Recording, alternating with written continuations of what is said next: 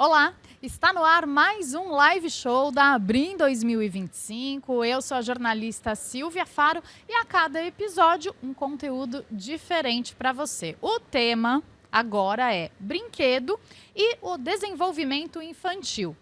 E a minha convidada, ela é neuropsicóloga, psicóloga infanto-juvenil e educadora parental. Bem-vinda, Tamara Maia. Obrigada, é um prazer estar aqui participando desse local que pulsa a infância, pulsa o brincar, aquilo que é natural da infância mesmo, e eu estou muito feliz por fazer parte. Vamos lá, vamos conversar. É isso aí, eu já começo com o assunto do momento, que o grande desafio, tirar as crianças da tela. Quais são os impactos negativos que você observa do excesso de telas? Vou começar do primeiro, que geralmente aparece. Irritação. A criança ela começa a ficar irritada, reativa muitas vezes. Isso é muito interessante, né? Muitas vezes os pais não observam a princípio o efeito que causa o excesso da tela ou o conteúdo inadequado. E às vezes os dois juntos. Então, aquele conteúdo que não é adequado para a faixa etária, mas o tempo que é prolongado. Então, um dos primeiros sinais, irritação. Depois a gente vai para outros, como alteração no padrão de sono. Então, aquela criança que começa a demorar muito para dormir, tem uma dificuldade de desacelerar, ou, em outros casos, aquela criança que desperta mais cedo. Então, biologicamente, a gente já nota uma diferença. E aí pode alterar também questão de apetite. A gente sabe que um dos efeitos do uso prolongado é a obesidade, é o sedentarismo. Então, muitas vezes, começa a dar sinais ainda na infância, a gente precisa ter essa atenção. E aí pode ir para retraimento social, aquela criança que antes ia, brincava, aniversário comemorava que ia ter, e de repente ela fala não. Vai ter parquinho e no parquinho vai ter videogame? Se não tiver, eu não vou. Ai, nada mais triste do que você ir numa festa infantil e ver um monte de criança, cada uma no seu celular. Isso. É tão triste isso, Tamara. Isso. E aquela risada que não ecoa, né? E até aquelas discussões saudáveis que aparecem no brincar de tabuleiro, ou que aparece quando está brincando de pega-pega, a gente não vê mais acontecer quando existe esse excesso. Então, a gente realmente precisa ter muita atenção, e eu acredito que foi providencial a Abrim trazer esse tema. Com certeza. Então, tudo isso são indícios, né? Para os pais e os educadores ficarem de olho, né? Viu algum desses indícios aqui que a Tamara comentou, acende um alerta aí. Perfeito. Quais são as habilidades que as crianças estão deixando de adquirir por conta desse excesso de telas? Acabamos de mencionar uma essencial, que tem tudo a ver com aquilo que nós aprendemos na interação com o outro, que são as habilidades sociais. Então, para que a gente tenha traquejo e manejo social, a gente precisa estar em contato, nesse contato que é olho no olho, esse contato cara a cara, que acaba se perdendo quando a tela ganha esse espaço. Então, a gente observa questões voltadas para as habilidades sociais, que não estão sendo desenvolvidas como deveriam. E aí, quando a gente pensa em habilidades sociais, tem desde o momento de cumprimentar uma pessoa, até durante uma conversa seguir com o assunto, finalizar uma discussão também. Então, tudo isso está envolvido e a gente vê que se perde. Então, habilidades para resolver os conflitos. O que é que muitas vezes acontece na televisão? Estou assistindo aqui esse desenho. Não gostei, vou mudar, vou para o próximo. E assim a criança vai. Né? Ou então, aquele desenho só me atrai porque tem 10 minutos. Então, se fosse para ficar entediante, eu nem queria. Então, como é que está a minha capacidade para tolerar a frustração? Se a partir do momento que eu não gosto, eu já mudo. Né? Então, muito importante também, como é que a gente tolera as nossas frustrações no dia a dia. Muitas vezes isso se perde com o excesso mesmo da tela. E uma questão muito importante, criatividade. Tenho sentido muita falta dessa criatividade, dessa criança que observa um objeto e ela pensa, bom, isso aqui pode ser uma colher, mas pode ser um avião. Pode ser uma colher, mas pode servir para que eu escave alguma coisa.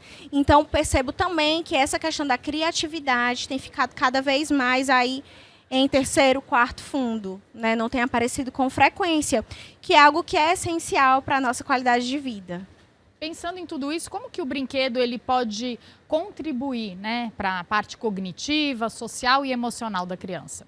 O brinquedo é completo. né? Porque a gente tem desde a questão cognitiva com a atenção, aquela criança que consegue ali no momento que está brincando desligar desse mundo externo e se deliciar com o brincar. A gente tem concentração, a gente tem flexibilidade cognitiva. Então, são áreas que a gente estuda na neurociência que, através do brinquedo, através do brincar, são extremamente contempladas. Isso independente do estilo da brincadeira, né? Se for uma brincadeira presencial, ela vai acontecer. Da parte afetiva e emocional, a gente tem os laços que são construídos, né? Então, observando outros profissionais, eles trouxeram à tona questões de lembranças, de memórias afetivas das suas próprias infâncias e memórias permeadas com brinquedos específicos ou com ações com o outro adulto ou com uma outra criança, com os pares, que trouxeram à tona memórias daquela infância e memórias gostosas. Então, quando a gente tem ali uma tela, a gente não tem esse referencial muito forte.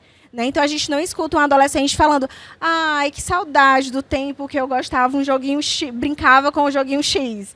Né? Então, geralmente, a gente não tem isso. Mas já o brincar real, ele traz essa sensação muito forte. Então, a gente tem toda essa área cognitiva que é desenvolvida, a gente tem a área afetiva, porque a gente cria laços, a gente vem com memórias, e a gente tem toda a habilidade social voltada para o outro, né? Voltada para essa interação, voltada para como a gente resolve conflitos ali nesse cotidiano, no dia a dia também. Muito interessante tudo isso que você falou, porque uma pergunta que eu, como mãe, me faço muito é: quais são as lembranças que a minha filha vai ter da infância? Será que ela vai lembrar dela ali sentada na frente da televisão, mexendo num celular? Ou ela vai lembrar de alguma brincadeira, algum momento comigo, com a família? Então, eu acho que quando a gente se faz essa pergunta, a coisa pega. É isso. E é isso. E é tão interessante porque a gente, quando volta para esse local da nossa infância, né, nas memórias, é muito comum que essa memória tenha cheiro, que essa memória tenha gosto. Muitas vezes a gente lembra do clima, né, do tempo que estava naquele momento específico. Tudo isso por quê? Porque se estava presente no momento. Aquela inteireza, né? E então, você viveu. Isso. Eu estava lá, né? Eu estava atenta, eu sei o que estava acontecendo. E quando essa tela ganha um espaço considerável, o que é que muitas vezes eu vejo? Crianças que entram e saem dos locais e não se dão conta de como estava o ambiente, de cumprimentar quem estava lá. Então, é como se muitas vezes a criança virasse um sujeito passivo. Passivo da experiência. Então, eu estou de corpo presente, mas eu não me faço presente. Então, a tela ela tem esse poder.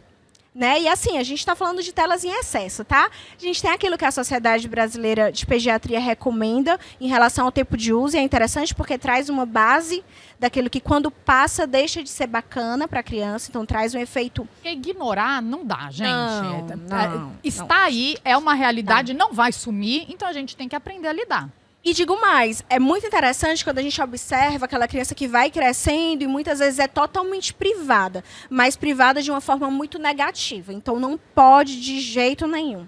Esquece. Isso aqui não existe na tua vida. O que a gente vê muitas vezes? A criança, quando ela tem a primeira oportunidade, ela, já pega. E quando ela pega escondida, ela não quer contar para os pais. E, principalmente, ela não tem o referencial daquilo que é adequado e inadequado, porque não se abriu o espaço para conversar sobre aquilo. Né? Então, é muito interessante que a gente tenha diálogos com a criança. Claro, conforme ela vai crescendo, a gente vai aumentando aí o teor da conversa, né? Mas explica o que é uma fake news. Né? Explica as consequências do uso prolongado. Explica por que a gente não deve tirar certas fotos de alguns colegas. Explica qual o tipo de informação que a gente não deve comentar na internet de jeito nenhum. É o papel dos pais e dos educadores orientar, né? Isso. Ensinar. É mais uma coisa que a gente tem que ensinar. Isso, perfeito. Agora, pensando como indústria de brinquedo, qual que é o papel, né, das indústrias nesse movimento de redução das telas? Primordial.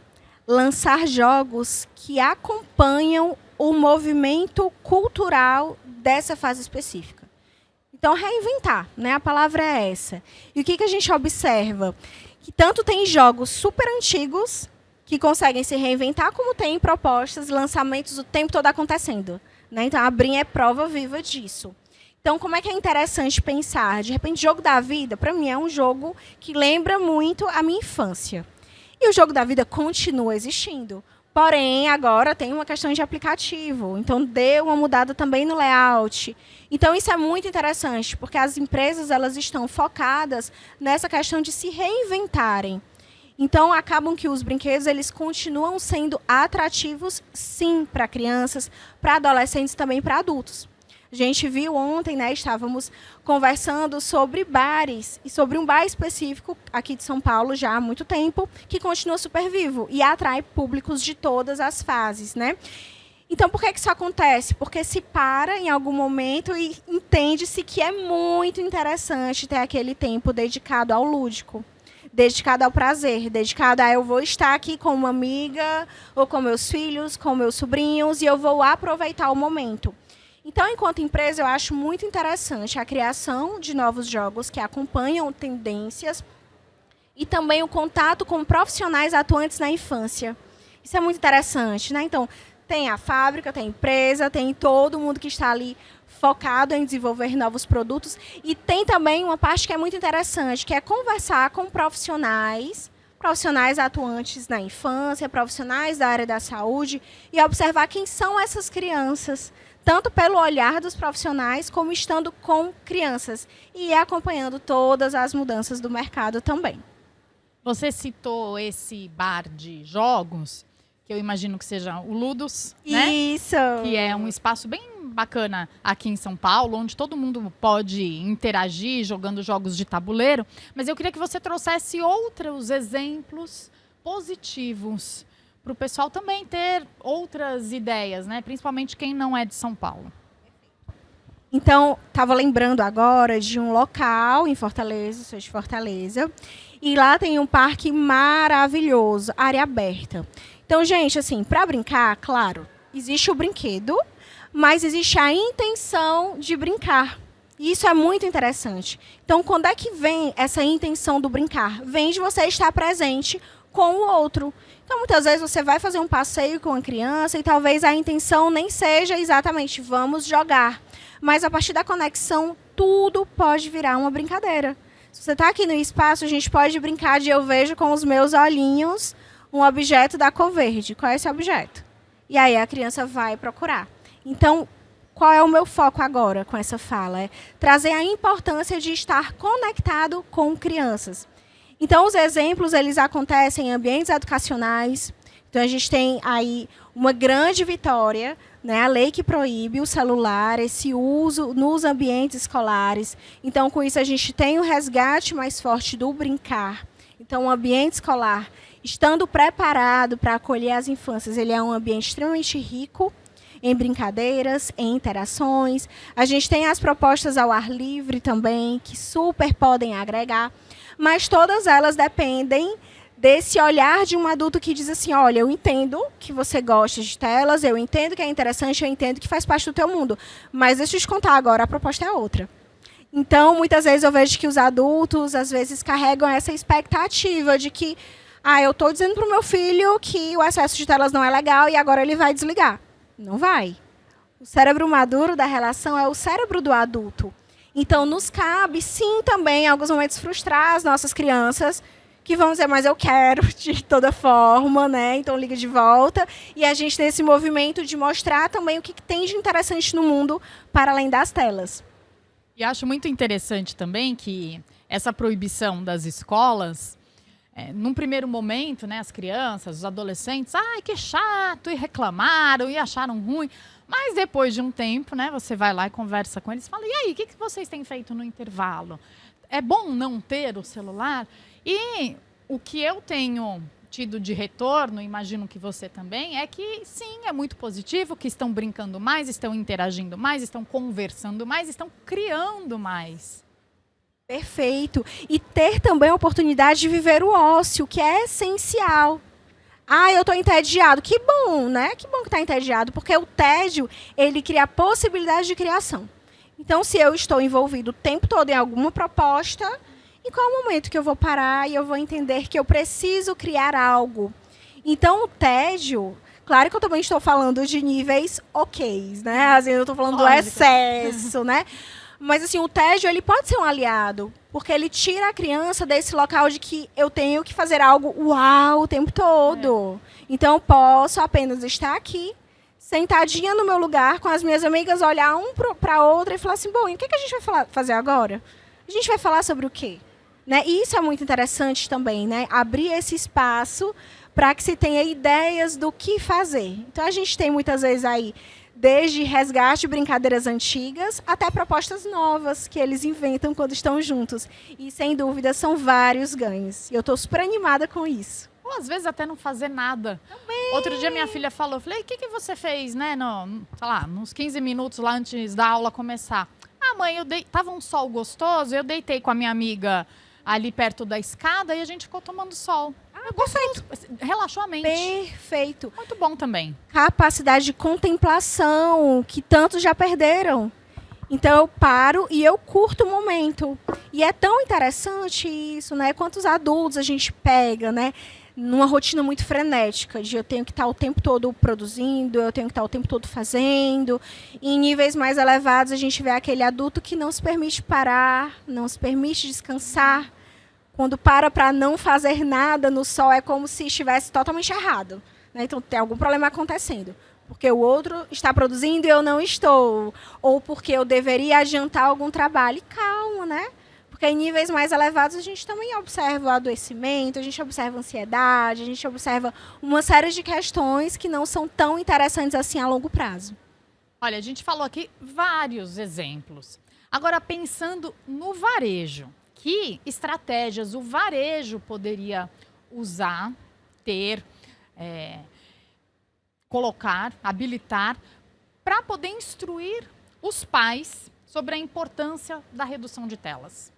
Ai, são tantas ideias. Mas agora, a primeira que me veio foi a questão da experiência em uma loja física. A gente não pode deixar isso morrer de alguma maneira, né? Então, a criança que chega com o pai em uma loja física e encontra ali minimamente um ambiente que chama atenção, porque tem algum brinquedo específico colocado, ou porque a própria loja tem uma decoração que permite a exploração. Tudo isso é tão interessante. Vou trazer como recorte também agora o meu CNPJ saindo um pouquinho e entrando o CPF mãe, né? Então, meu filho, por exemplo, tem uma loja específica que ele entra e ele fala, eu vou entrar para brincar. E aí ele entra, o vendedor já conhece a gente, nem fica apresentando nada, porque sabe que ele vai entrar para brincar. Mas uma das eu mesmo falei, hoje eu vou comprar, porque assim, ele está entrando aqui o tempo todo e brincando e aproveitando o momento. Então, tem lojas que já fazem esse movimento de colocar uma experiência bacana para a criança. E aí, claro que a criança ela vai ver aquele brinquedo ali que está na experiência e pode ser que ela queira mesmo levar para casa. Em outros casos, não. A família foi comprar, de repente, o brinquedo para um amiguinho. Mas aquele momento de você observar o teu filho envolvido numa proposta é extremamente relevante para os pais que, de repente, estão muito imersos nessa tecnologia, avistar essa possibilidade. Poxa, então ele fica brincando mesmo. Eu achava que ele nem gostava mais, mas fica, mais brinca. Isso também é interessante porque eu observo com crianças que estão indo aí para aquela fase que já vai entrando na pré-adolescência. Alguns pais eles ficam com a ideia de que o filho não brinca mais. Será que não brinca mesmo? Ou será que está faltando a oportunidade? Né? Então, tem uma amiga que fala assim, lá em casa parece que ninguém quer brincar, mas se eu sento na mesa e eu começo a fazer algo, todos chegam. Né? Então, assim, o contato com o outro e a família também colocando esse objeto como um ponto de encontro e as lojas no varejo também trazendo essas famílias para experiências positivas. E aí, se você tem a oportunidade de fazer campanhas pontuais, específicas, que trazem essa sensação de novidade, excelente também, perfeito. Então, a gente tem muito forte a Semana da Criança. Mas será que precisamos esperar a Semana da Criança para pensar em algo? Será que não tem outras propostas que podem ser vividas ao longo do ano? Né? Então, é um pensamento, e aí eu entendo que a equipe toda, de alguma forma, precisa ter esse olhar e se mobilizar, mas, sem dúvidas, os ganhos serão imensos também. Sabe, ontem eu ouvi de um palestrante aqui na Brim uma fala que casa muito com o que você falou agora. Que, assim, É muito normal hoje em dia a gente fazer compras online, até de brinquedos e tudo mais. Mas nada tira a experiência da loja física. Porque você não ouve, isso é fala do palestrante, tá? Você não ouve nenhuma criança falar assim, ai, que vontade de conhecer o centro de distribuição dessa loja online. Mas você ouve, sim, a criança falar, ai, ou tá passando no shopping e viu a loja física e querer entrar, querer passar o tempo lá. Então, isso casa perfeitamente com o que você falou. Ah, é isso mesmo, é isso mesmo. E aí, quando a gente vem para a questão das memórias afetivas, é isso também. Então, futuramente, eles irão provavelmente passar ali, a gente não sabe se vai ter a loja específica naquele local, ou se já mudou o espaço, mas provavelmente eles irão lembrar. Irão lembrar com o cheiro, irão lembrar com a iluminação, irão lembrar da experiência que tiveram ali. Isso, sem dúvidas, é essencial para a criação das memórias afetivas positivas. Então, lojas físicas, olha, fiquem de olho porque esse é o grande diferencial de vocês. Vamos pensar aqui no futuro. Qual que seria o futuro do brincar? Eu sou otimista por natureza, né? Então, se não fosse para pensar positivo, eu nem sei como é que ia ser acordar, sair, encontrar tantas crianças nos meus atendimentos, né? No consultório e também em rede social, enfim. Minha vida é toda permeada por eles. Enquanto mãe também, de criança pequena, os amiguinhos estão sempre por perto, as famílias também acabam virando ali parceiras.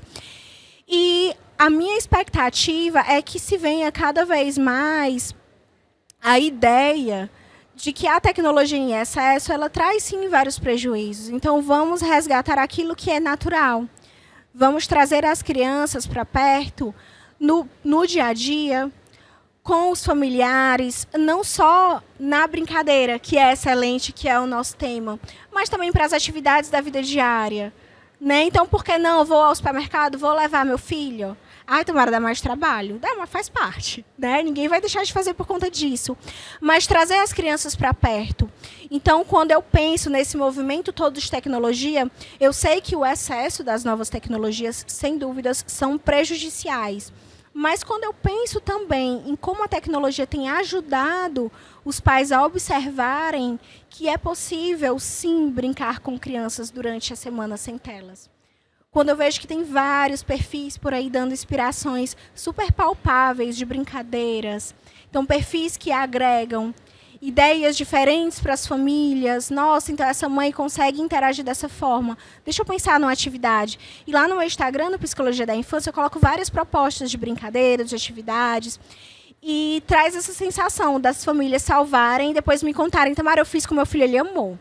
O momento foi muito bacana. Amei essa ideia. Ou coloquei para outros profissionais para fazerem também. Isso é muito interessante, né? Então, nós adultos podemos utilizar essa rede social para ter novas ideias, para estimular esse brincar e para ter informações relevantes sobre como é natural para o desenvolvimento da criança ter acesso a vários instrumentos, a vários brinquedos e como pode ser prejudicial ter esse excesso de tecnologia em casa. Legal. Então, tudo isso que a gente falou aqui também está presente nos seus conteúdos. Isso, perfeito. Então, no Instagram, eu estou no @Psicologia da Infância. Já ainda aí para 10 anos de criação de conteúdo. Uau, é, bastante tempo. Obrigada. Então, eu sou formada há mais de 10 anos. Comecei minhas experiências com crianças em 2010, quando eu entrei na faculdade de Psicologia. E de lá para cá eu não parei. Então, já estive no ambiente escolar à frente, em palestras, em cursos. Então, tenho aí várias linhas de frente de trabalho. Mas no dia a dia eu fico no consultório, acolhendo famílias e suas crianças. E no meu Instagram, @Psicologia da Infância, tem vários conteúdos. Não só sobre infância, mostrando também a parte profissional, mostrando a citação do artigo, mostrando o embasamento teórico, como também mostrando parte da minha rotina como mãe. Claro, também tenho uma preocupação para que a tela não vire o ponto central da nossa dinâmica. Então, eu uso com bastante cautela quando eu estou com o meu pequeno. Mas, sempre que possível, eu faço um registro ou outro de uma atividade que nós estamos fazendo e aquilo vira inspiração também para outras famílias e eu gosto bastante do resultado. Que legal. Adorei conversar com você. Obrigada, eu amei. Viu? Dá pra gente ficar bastante tempo aqui, Dá, né? Papo gostoso. Muito bom. Obrigada, Tamara. Obrigada eu, Silvia. Foi maravilhoso. É isso, pessoal. Encerramos, então, mais um live show. E você fica de olho, porque logo mais eu volto com outro episódio. Até!